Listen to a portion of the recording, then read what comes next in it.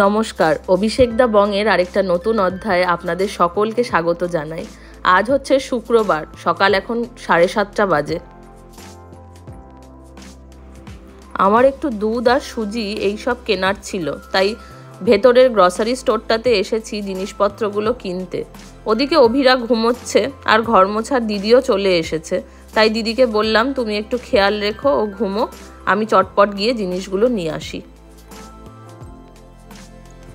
Online order করলে অনেক টাকা ডেলিভারি চার্জ নিয়ে নেয়, খুব বেশি জিনিসপত্র আনার ছিল না, তাই ভাবলাম নিজেই টুকটুক করে গিয়ে ভেতরের দোকানটা থেকে নিয়ে নিই। এখানে মোটামুটি রেগুলারের জিনিস সবই পাওয়া যায়। চলুন, হয়ে গেছে এবার কেনাকাটি করা, আস্তে আস্তে এবার বাড়ির দিকে পা বাড়াই। আজ ভাবছি একটু ফ্রিজটা পরিষ্কার করব, তাই বাড়ি গিয়ে এবার তাড়াতাড়ি অভিরাকে তুলে খাওয়াবো। এই ম্যাগনেটসগুলোকে বার করে রেখে দিচ্ছি। আপনাদেরকে ফ্রিজের অবস্থাটা দেখাই।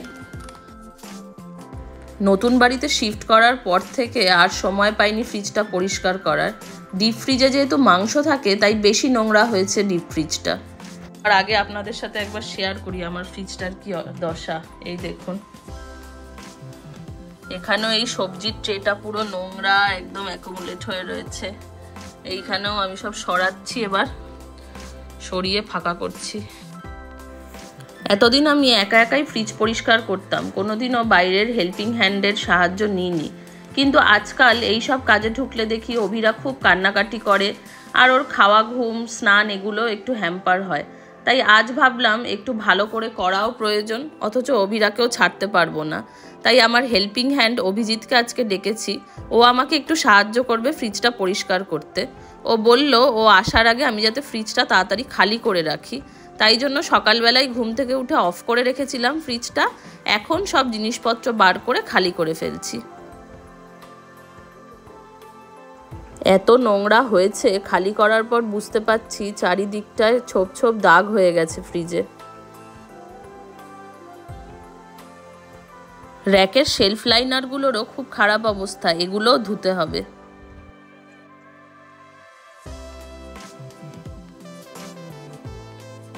সব খুলে বার করে দিয়েছে শেলফ র্যাকগুলো।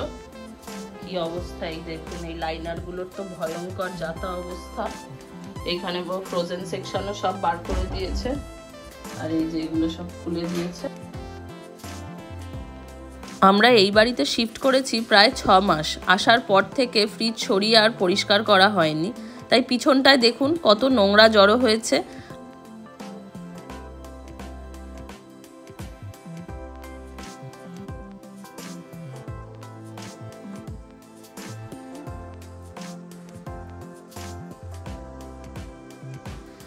এবার ফ্রিজের এক্সটেরিয়র আর ইন্টেরিয়র দুটোকেই পরিষ্কার করা হচ্ছে।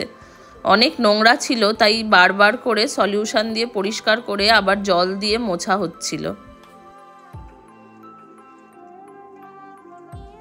তো এতক্ষণ ধরে অভিজিৎ ফ্রিজের ভেতরটা পুরো পরিষ্কার করলো। আমার তো কোনোদিন ধৈর্য হয় না এরকম ভাবে পরিষ্কার করব।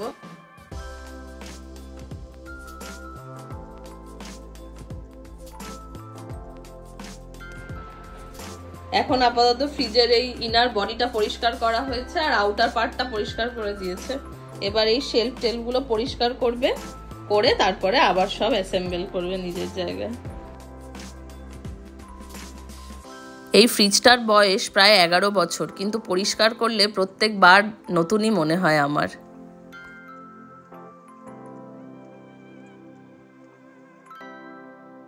তো এখন ফ্রিজ পরিষ্কার করা তো হয়ে গেছে। আজকে ঘর বাড়ির অবস্থা চূড়ান্ত, জঘন্য অবস্থা, সব ছড়িয়ে ছিটিয়ে আছে।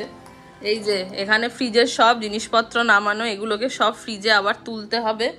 আর এদিকে এইটা পরিষ্কার করা বাকি আছে। এখানে অভিরা এনে নিজের খেলনা জড়ো করেছে। পরিষ্কার করার পর খালি ফ্রিজটা একবার আপনাদের সাথে শেয়ার করছি। দেখে যে কি ভালো লাগছে, এত ঝকঝক করছে পরিষ্কার চারপাশটা। এবার জিনিসপত্রগুলো আবার নিজের জায়গায় তুলে দেব।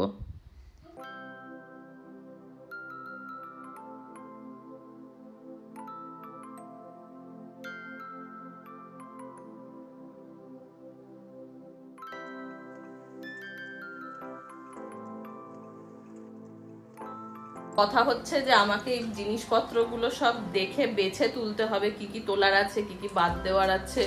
তো সেটা এখন সময় লাগবে, এখনই করতে পারবো না। আগে অভিরাকে আর অ্যালেক্সাকে খাওয়াবো, নিজেরা খাবো, তারপরে এবার এই কাজগুলো সর্ট আউট করবো। এখানে কড়াই গরম করছি, একটুখানি এখানে কিছু ভাজবো। আর এখানে আমাদের ভাত বসিয়েছি হচ্ছে, আর এখানে হচ্ছে অ্যালেক্সার স্যুপ। অ্যালেক্সার ভাতটা হয়ে গেছে অলরেডি। চলুন খাওয়া দাওয়ার এবার বন্দোবস্ত করি। বড়া টড়াগুলো ভাজি, আলুর পকোড়া ভাজবো।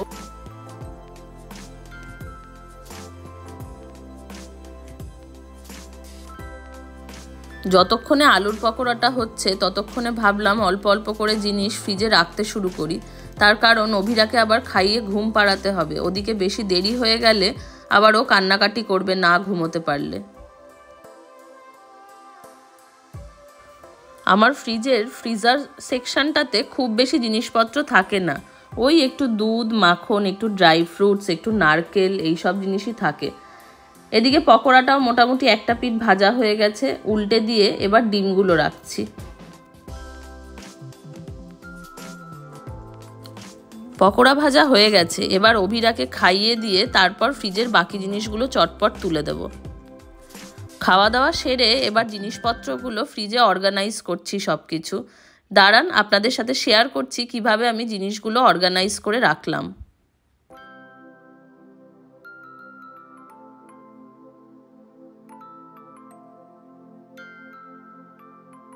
ফ্রিজটা পরিষ্কার করার পর কেমন লাগছে দেখতে, আর কিভাবে আমি জিনিসগুলো সেগ্রিগেট করেছি। আচ্ছা, এই হচ্ছে প্রথমে ফ্রিজের ওপরটা, যেটা খুব নোংরা ছিল। এখন এখানে আমি কয়েকটা মাখানা, আমার থাইরয়েডের ওষুধ, আর ওপাশে একটা শুধু ব্লেন্ডার রাখা রয়েছে।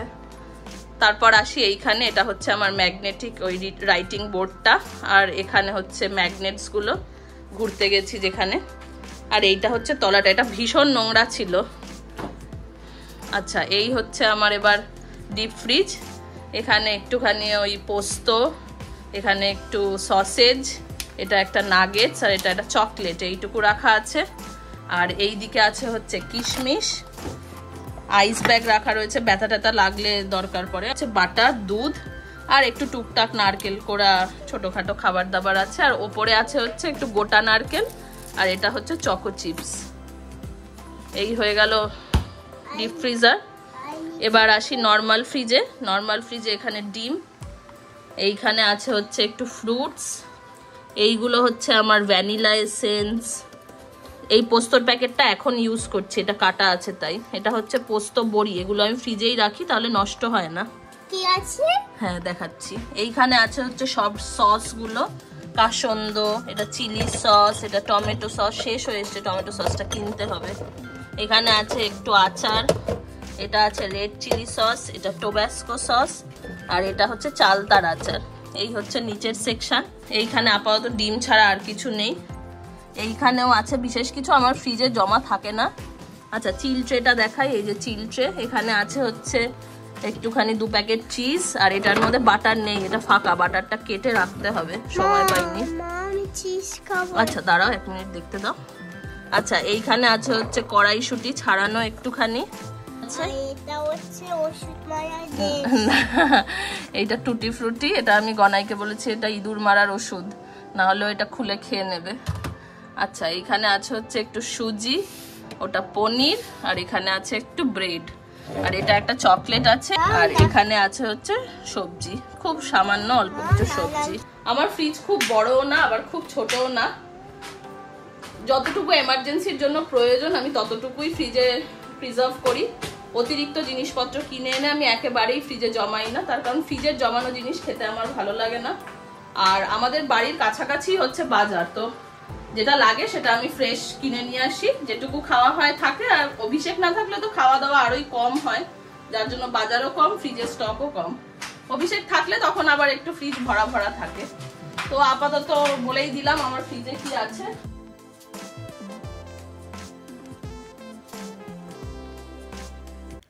আজকের ব্লগটা এই পর্যন্তই। সবাই খুব ভালো থাকবেন। দেখা হবে খুব তাড়াতাড়ি আরেকটা নতুন ব্লগে। ততক্ষণ পর্যন্ত সবাইকে টাটা।